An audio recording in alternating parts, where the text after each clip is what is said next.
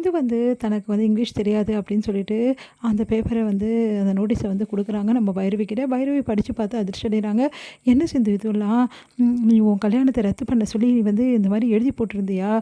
மனு கொடுத்தியா?" அப்படி சொல்லி கேட்குறாங்க. அதிர்ச்சி அடை, "நீ என்ன சொன்ன? நீ என்ன சொல்கிற பைரவி? எனக்கு ஒன்றும் புரியல." "ஆமாம், நீ தான் கோர்ட்டில் மனு கொடுத்துருக்க. இந்த மாதிரி உன்னோட கல்யாணத்தை ரத்து பண்ண சொல்லி அதுக்கான ஆர்டர் தான் வந்திருக்கு.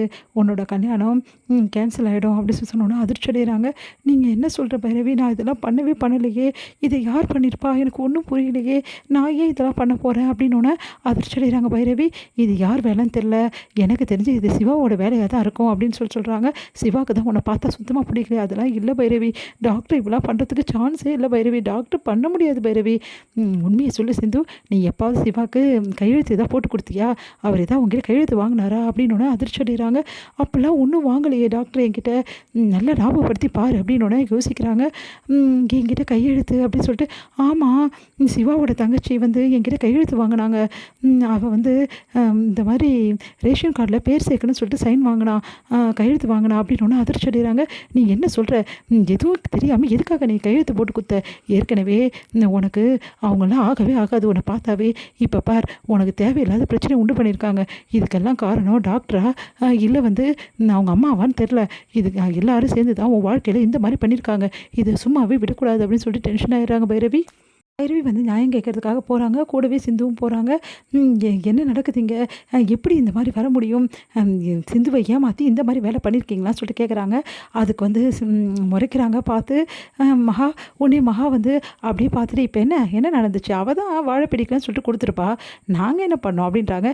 "எல்லாத்துக்கும் காரணம் நீங்கள் தான், எனக்கு தெரியும். வரட்டும், உங்கள் பையனும் வரட்டும். என்னமோ நல்லவர் மாதிரி நடிக்கிறாரு.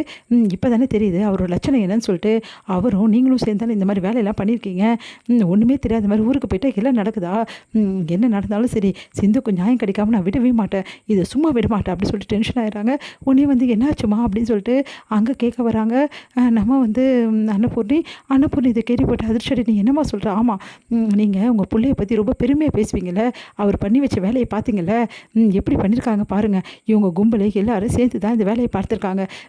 சிந்துக்கிட்ட ரேஷன் கார்டில் பேர் சேர்க்குறேன்னு சொல்லிட்டு கையெழுத்து வாங்கி இந்த மாதிரி ஒரு வேலையை பண்ணியிருக்காங்க.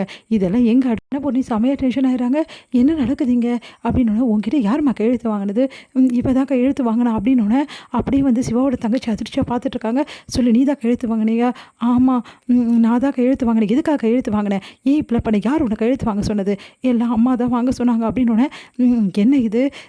என்ன பண்ணிகிட்ருக்க நீ? நீ தெரிஞ்சு பண்ணுறியா தெரியாமல் பண்ணுறியா? என்ன வேலை பண்ணி வச்சுருக்கேன்னு தெரியுமா? எதுக்காக சிந்துக்கு இந்த மாதிரி வேறு துரோகத்தை பண்ண?"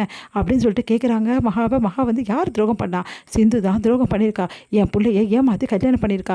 அந்த கல்யாணத்தை நான் இப்போ வரைக்கும் ஏற்றுக்கல. அதனால் அந்த கல்யாணம் செல்லாதுன்னு சொல்லிட்டு கோர்ட்டே இப்போ சொல்லிடுச்சு.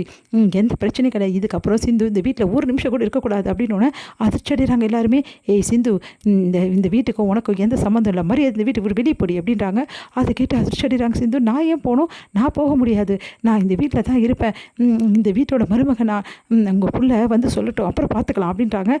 "அவன் தான் எங்கள் கூட சேர்ந்து இதெல்லாம் பண்ணான். அப்புறம் அவன் எப்படி வருவான்? நீ என்ன சொல்கிற?